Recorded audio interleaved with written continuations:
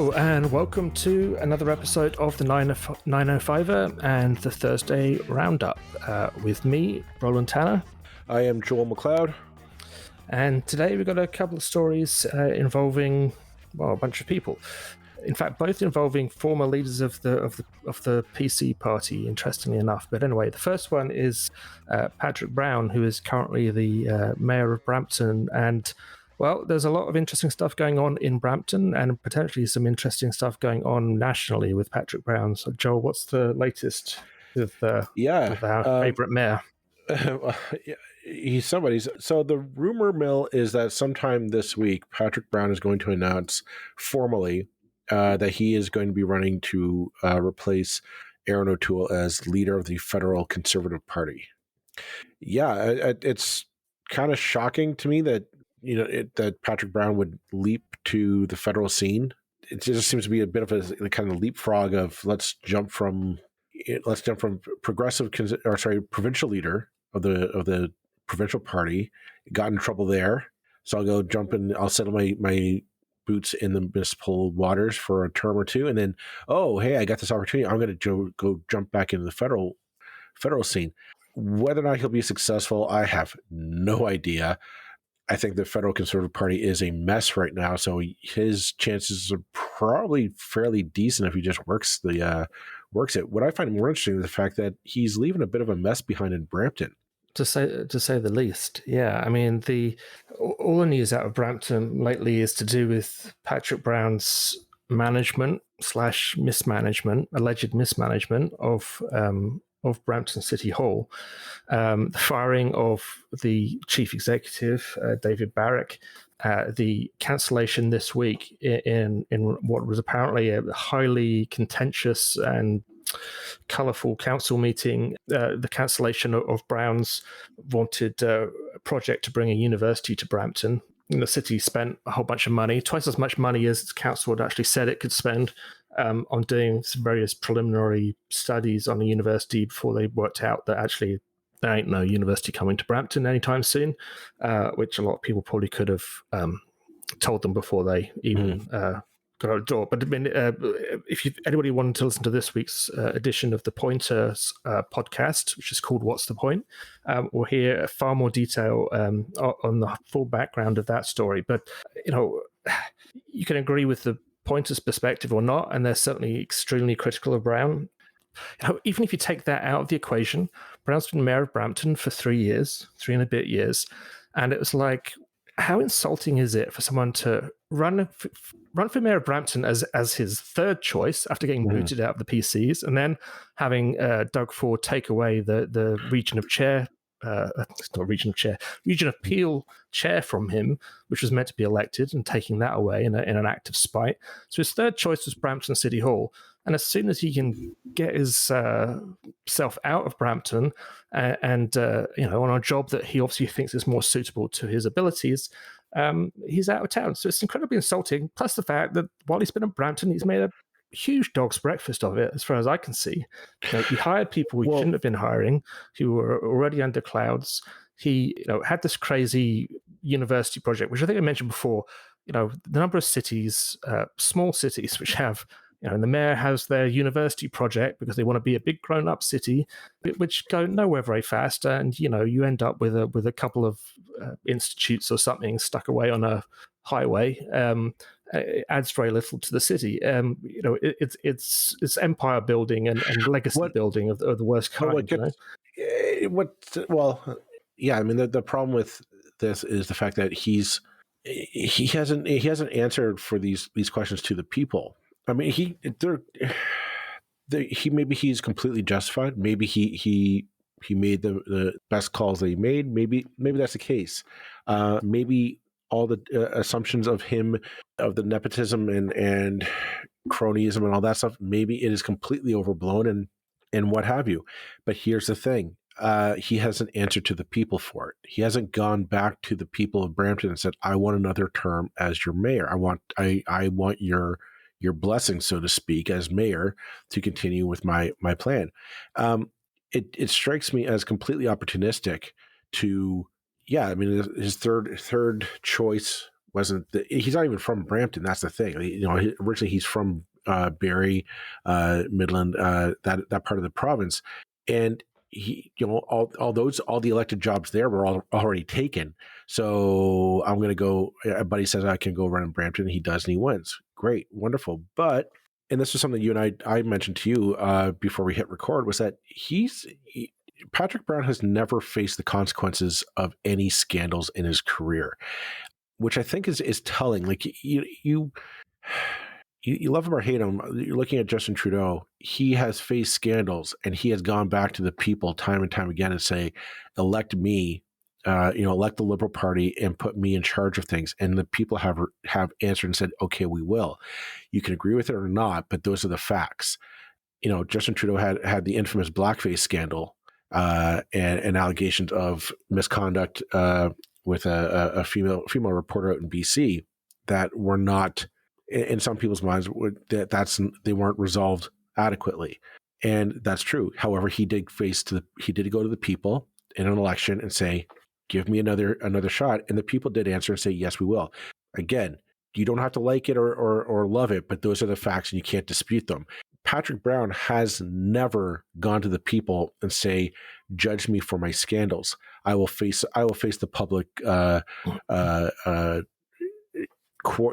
public judgment." He wins the provincial leadership and it comes out pretty much on the eve of the provincial election very publicly, and he's forced to resign by his own party, and that's how we got Doug Ford. He's never had to go to the people of Ontario and say, "Judge me on that. I will stand by my record, and you judge me on that." He's never had the opportunity to do that. Now we actually have an actual, quite possibly a question of financial malfeasance at Brampton City Hall. That's still to be proven or disproven, but that the people won't have a chance to say, "Well, we'll judge you on it." There's something very troubling about it as a character of a person who, the minute they get into a bit of hot water, a sticky mess, they don't answer for it. Either, to me, it's a sign of guilt, that you're not willing to face the consequences of your action, perhaps. I mean, I think to be fair to Patrick Brown, he might well say that given the chance, he would have defended himself at an election as leader of the PCs, but his own party wouldn't let him. Now, he resigned, sure. I think some people would say wasn't really a resignation that was freely made. It was it was more of a palace coup than a resignation in a lot of ways. But it's certainly true that he seems to skipped. His interest in, well, I would just put it this way. Let's just put it this way: that if I was a citizen of Brampton, I would be feeling pretty cheesed off right now, and I would feel pretty kind of conned. That it's like, okay, if you're going to run for mayor of the city as a last minute choice, have the decency to stick around for at least a term before you try and get hired at another job. I mean, does he have much chance with the CPC in their current state? Seems to me like he'd be very much a second kick at the can of Erin O'Toole. That what Erin O'Toole did with the CPC was exactly what Patrick Brown tried to do with the PCs, which was to sort of take them to the left, having won by going to the right. Abacus polling released their preliminary research on potential running mate or candidates. No surprise, Pierre Poilievre is leading the pack amongst identified conservatives, with Jean Charest as a bit of a distant second. The battle for third place is between Patrick Brown and Leslyn Lewis at the moment. Now, it's numbers don't mean anything. I find there's something about the situation of you aren't leaving. It's not as if you can say, I served a full term in Brampton. I've done my work. I've left it how I wanted to be, and I am moving on to better pasture. That's fine. That's been done before, but that's not the case. Like what he wanted to do is the fact that he wanted to bring a university to Brampton. That's right now it's a failure. If he resigns now to run, it's a failure. And the important thing, which I think we can, so just to explain to people a little bit more about what's been going on at Brampton. As I understand it, via the Pointers' excellent, investigative journalism, basically, that they've been doing for the last 3 years, when you see how things were being done under David Barrack as Patrick Brown's kind of man at City Hall, if you like, as a city manager who traditionally has the most power on a day-to-day basis as the chief executive of a city. What you see is everything happening backwards. It's like, so city halls don't work like government, like provincial government or the federal government. The power lies with staff, but they have to get permission from council. Whereas you have, if you have the cabinet or the the government and the cabinet at other levels of government have huge discretionary power to do what they want, having won the election. They don't have to go to Parliament each time they want to write a check. You kind of do it at council level. So if council says you've got $500,000 to spend or $250,000 to spend on this, you can't then go and spend 500. You can't do that. That's against the law, as far as I understand it. It's very dubious that things were being done before council had even met. Checks were being written before they had been given the permission by council. Everything's been done backwards, which just shows the complete contempt that was held by Mr. Barrack, apparently, and by implication, Mayor Brown, for the way that City Hall works. I mean, either complete contempt or complete ignorance. I mean, it could be either. It could be that they're just that stupid that they didn't actually know how City Hall is supposed to work, and that it is fundamentally different from provincial and federal politics. Perhaps we'll give them that the benefit of the doubt, maybe, but that just means they're idiots, not that they're corrupt. Either way, it's something that the people of Brampton should have a chance to voice their opinion on. If they want to say no, we'll give you, everybody makes mistakes, and Mayor Brown will give you another shot. That's the prerogative of the people of Brampton. They're not going to get that opportunity, and there's something about that is. Well, they may get it assuming Mr. Brown loses the leadership. Well, but the question is, if how does he run for leadership and be mayor of Brampton? If I was him, I'd say no. You're resigning as mayor so you can go campaign around the country to conservative ridings. I mean, you're gonna have to go out to Saskatchewan and Alberta to start drumming up support there. Pierre has done a stellar job right now going across the country. He was last in Saskatchewan, I saw. So how are you going to become mayor? Do your duties as mayor and decide, I'm going to go walk through the wheat fields of Saskatchewan? I have no idea.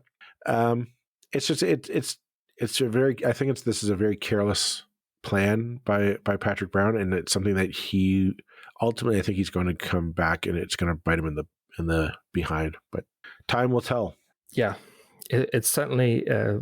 If it ends in the next year or so, his career will be a real footnote of underachievement in so many different levels of government. I mean, we forget that he was municipal, then federal, then provincial, and then municipal again.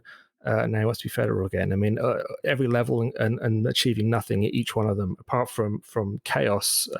When we look at Brampton, and I mean, I think that's certainly a highly divided and unhappy council, which is never a good thing, at the very least. But serious indications that things were not being run properly at City Hall by the people that Brown brought in to be his, in inverted commas, his cabinet, to run a cabinet-style government in a city municipality, which you can kind of get away with in Toronto, but you can't get away with anywhere else. All right, let's take a break and we'll come back after this message from our sponsor. And we're back. So you may have picked up our last episode on Tuesday just past. We had Mayor John Taylor from Newmarket on to discuss the small, the small urban GTHA mayor's response to the Ontario Housing Affordability Task Force. This has apparently ruffled some feathers in the 905, surprisingly. we've had reports that we didn't hold Mayor Taylor feet to the fire, so to speak, and that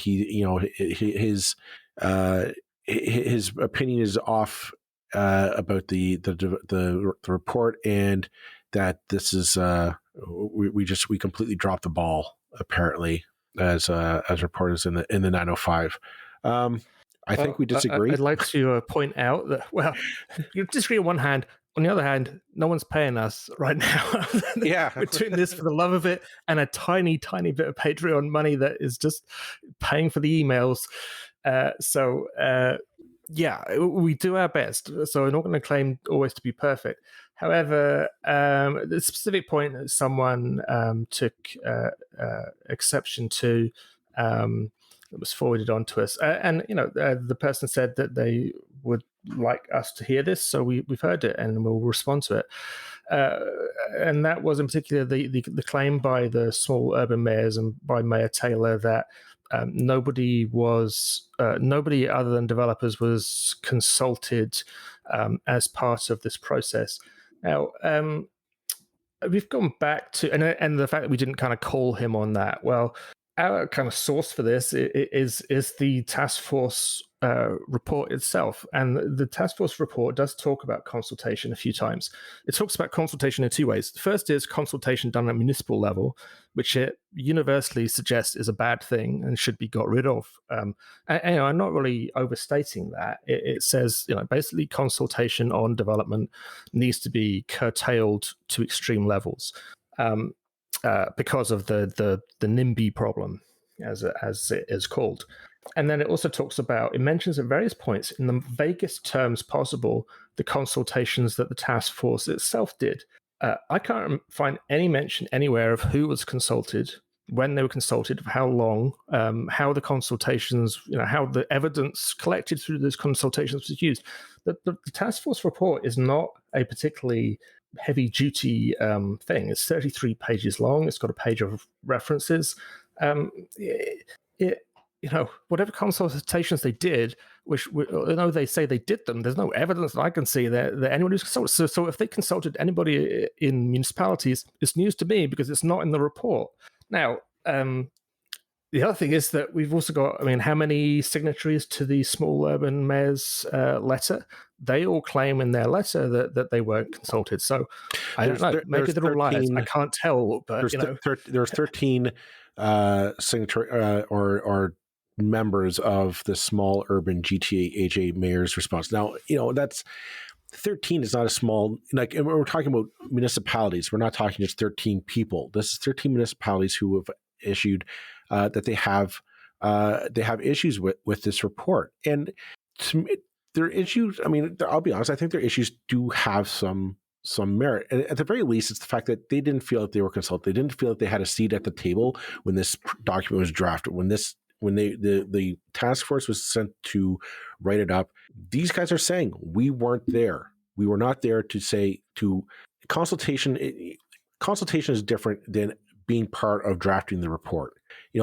You can consult and say, yeah, I asked you a question, Roland. If I don't care what your answer is, or if I'm not writing it down, or I don't care, am I really consulting you? Technically, yeah, but is it just for show? There's a difference between actually saying, no, I want you at the table because I want you to, I need to hear what you have to say because we're going to have to formulate a plan, and I need you to buy into it.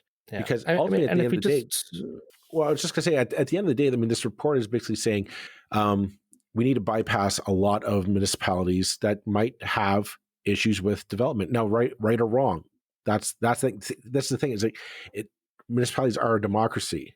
We elect our municipalities. If you don't like them, elect a new one. Convince people that you're right to get and elect a new one. And this is ultimately the problem with the whole NIMBY thing, and we'll come on to that in more detail. But the problem with, it's like no other walk of life do we say that people's opinions shouldn't count. Because our kind of view of democracy is that if you can get the bodies, then you win, rightly or wrongly. And God knows there's a lot of wrongly that I've experienced during my life of people who've won democratic elections and done things that I found objectionable. So those are the knocks you take. Sometimes you lose, and I mean, as the point I made during the interview, and I would love someone to prove me wrong on this one, but whenever we talk about NIMBYs stopping developments, it's like, show me the NIMBY group that stopped anything significant. Certainly in the towns that I know of, which are admittedly primarily we're talking about Halton and Hamilton.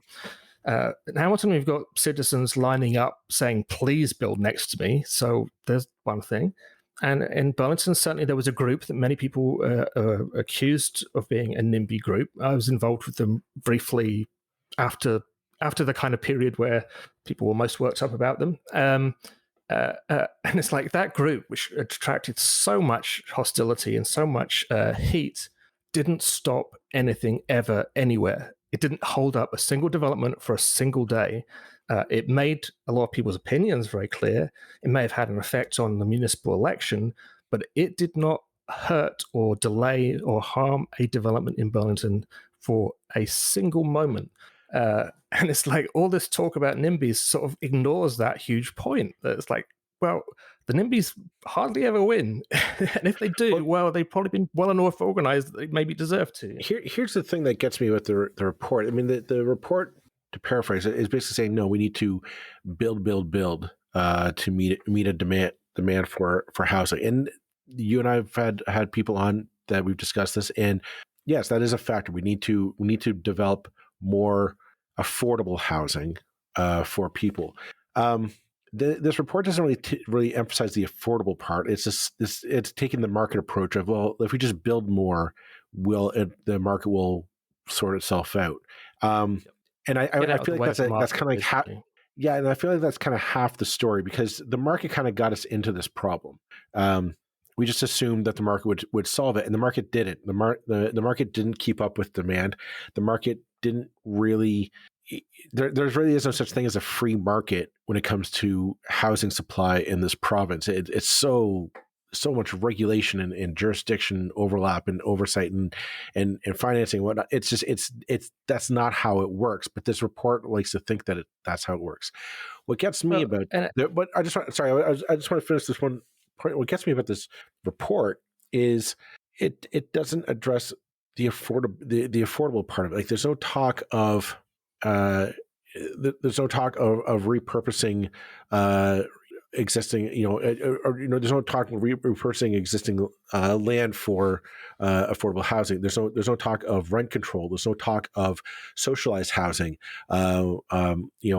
Municipally owned housing corporations, empowering them a bit. There's no ideas like that. It's simply, let's just build more, and whenever there is a municipal red tape, whatever the thing, one line that got me was the eliminating the ability for municipalities to preserve heritage sites, because those old homes of the founding people of your town, well, either we should be able to sell those to private citizens, or we should just tear them down and build a condo tower on it. I'm not okay with that. And the people taking issue with us on I think it's a Discord server somewhere. I don't actually know which one. It's just passed on to us by someone. You know what? We really appreciate people listening, and if we're making you angry and causing debate, that's awesome. So don't take us the wrong way. However, I think my impression is that this is a group of people who are very much call themselves urbanists, pro-urban walkable communities, all that good stuff, which I also would say I am 100% behind. And I feel that, just as everything is so polarized these days, we're heading into this polarization over how urban planning should be done. That either you think basically anyone who lives in a single family home is a jerk and deserves to whatever's coming to them, and a 4-story building next door, so be it. If that's the price it is for building more affordable housing or more rental accommodation or whatever, or you're a developer, or you're the axis of evil that just wants to support the NIMBYs and whatever. It's like, no, I refuse to be put into either of those damn camps. That's not how I think there should be far more density that is available in those single family neighborhoods. Absolutely. Now, was Mayor Taylor less enthusiastic about that than I am? Absolutely. But he's a mayor and he has to answer to his constituency in a different way than I do. But the fact that he's basically saying, what's being suggested here has some good things in it. Everybody agrees about where we want to be, which is like more housing, more affordable housing, and more density and less sprawl. Like everybody agrees about those things. I mean, what other things in Ontario does everybody agree about than those? I mean, everybody's on the same page, and yet everybody is convinced that the other side of this debate are a bunch of blithering idiots. No, we can say that we want more housing and more density in single family home neighborhoods without saying just take all the rules away and let the developers do what the hell they want. I mean, that to my mind, that's going from one extreme to another extreme, and it will just it will never happen because no party will pass it. But B, it would talk about the law of unintended consequences. You will have so many unintended consequences from that kind of thing. So let's get away from this kind of thing. Whereas, unless you're 100% in support of A, you're against A. It's like no, I don't accept that. No, I think what we've been advocating for on this podcast has been more smarter development. That we do need denser living spaces. We need to have that flexibility of. We said the one thing good we both said it was good out of the report was the permitting of duplex, triplex, and 4-story structures, which is a good way to put more families. And that's the thing is that put like single family units into like a 4-story structure might be the way to go. That was good, but there's so many other ways to really approach this. Like we've said, like how do you make it a more egalitarian or utilitarian purpose? We need living space. Where are we going to put those public parks and or the amenities to life for the restaurants and all that? And just saying, just have a single the first floor has to be for commercial use. We could do better. We can just do better and actually imagine cities and communities that are built for the 21st century. That things of public Wi-Fi, public spaces that are communal spaces, more more socialized housing, not in specific neighborhoods, but in all neighborhoods, so that those who need the help are able to get plugged into the social pipeline.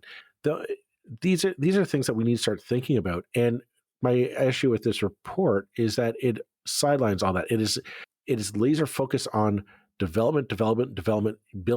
That's going to get us out of it. And I say it's a part of it. It's one arrow in your quiver, but you need to look at it holistically, because just building all we're going to do is you're going to build. You're going to build some units that are still going to cost $1 million for a family of 4 to move into. Ultimately, this report is incredibly superficial. Like I say, it's 33 pages long. I mean, you couldn't open a sweetie shop or a candy store in a municipality with a 33-page document. You'd need about 330. I mean, I'm not saying that's a good thing, but I mean, this is not a detailed document. This is not a thesis. This is a leaflet. Mm-hmm. And let's just look again at the people who actually sat on this thing and who don't mention who they consulted, but who claim they did. So Lalit Agarwal, president of Manor Park Holdings, real estate development firm, developer. David Amborski, professional urban planner, professor at Ryerson University, so academic. So one developer, one academic. Andrew Garrett, real estate executive responsible for growing IMCO's 11 plus billion global real estate. So development industry. Tim Hudak, CEO of the Ontario Real Estate Association, development industry. Jake Lawrence, CEO of Group Head Global Banking and Markets, a banker, so academic banker, rest of developers. Julie DiLorenzo, self-employed, runs female-run real estate development company and one of the largest in North America, developer. Justin Marchand is METI, CEO of Aboriginal Housing Services. Well, okay, so not a developer as far as I can see, but involved in housing. Okay, maybe that's okay. Ian Underwood, CEO of Habitat for Humanity, which the mayor mentioned. So there's your kind of non-developer there. And then we have Dave Wilkes, who's the president and CEO of the Building Industry and Land Development Association of GTA Build, which is one of the most vocal pro-developer organizations you can find. Are you telling me this is balanced? Are you telling me that that the municipal voice had a serious kind of role in this? Don't pull the other leg. It's got bells on. This is a task force built to give a specific answer, and it got it in 33 short pages. I am hugely in favor of completely redoing the way we do development in this province. I would take the Planning Act, rip it up, and start over. Look at what's done in other parts of the world. I would be all in favor of that. This is just superficial, stupid nonsense with a couple of good buzzwords in, such as ultimately, it's good that we're talking about, gentle density in single family home neighborhoods. I'm really glad to see that. I think that's a good step. But all the other stuff, taking away the virtually non-existent protections we have on heritage properties in this province, it's crazy. This is no way to create legislation. Rant over. Yeah. Well, I'll leave it at that. But you know what? If you're listening and you do have an issue with the way that we did this story or the way that we cover development in general, you know what? Send us an email, info@905er.ca, or tweet to us at the 905er and let us know. I'm genuinely curious to know the other side. We it's a contentious issue, and there's a lot of pressure coming from all sides on this to get it right. I think our editorial opinion on this is that this report just it wanted a justification to just build, and that's what this report gives. And it's an important part of it. We do need to build more, but we need more a more dynamic and a more outside the box thinking on this than just. Yeah. If I could just put one final thing in, it's like if you're an urbanist, if you want those walkable communities, if you want those non-car dependent communities with dense housing and townhouses and on 3-4 story apartment buildings and plenty of affordable housing, all these great things, don't see the one small detail of something that you like the sound of in a report and think that therefore the report is good. You got to demand more than that, and just simple across the board solutions. Again, the law of unintended consequences. When you have simple across the board legislation, you get simple chaos very often because you haven't thought far enough down the line to think, how is this actually going to play out in reality? How is this going to affect all these other things? We need something much bigger, much more dramatic, ultimately much more radical than this document, if we're going to get planning right in this province. Hey, you know what? On that note, let's call it a night, Roland, and put this one in the can for publication. Thank you, everyone, for listening to our defense of our episodes. And if you do have any questions, let us know. Until then, we'll talk to you next Tuesday. Take care, everyone. Bye-bye. Bye.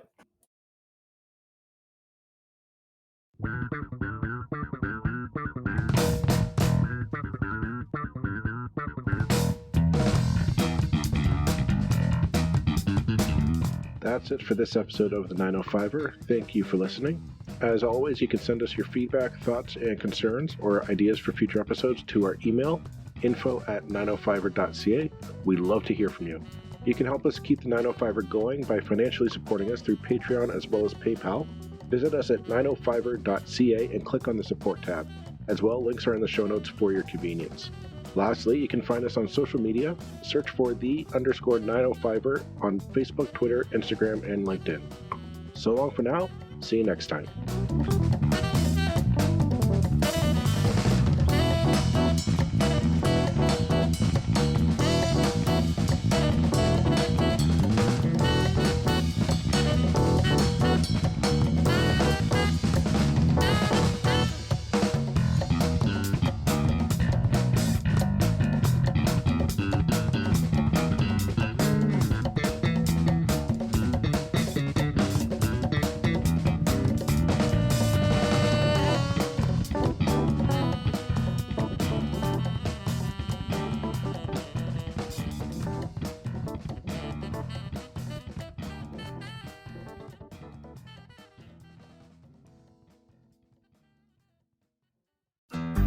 you looking to make the most out of this life and optimize your personal wellness? Then check out the Natural Man Podcast. Join me, host Mike C., as we explore all areas of human wellness, physical, mental, and emotional. Learn strategies to optimize your own well-being and be in the driver's seat of your own health. Remember, your doctor works for you. Learn biohacks, neurohacks, ways to improve sleep, and ways to optimize your body and your mind. Check us out on Apple, Spotify, the Fountain app, and at naturalmanpodcast.com.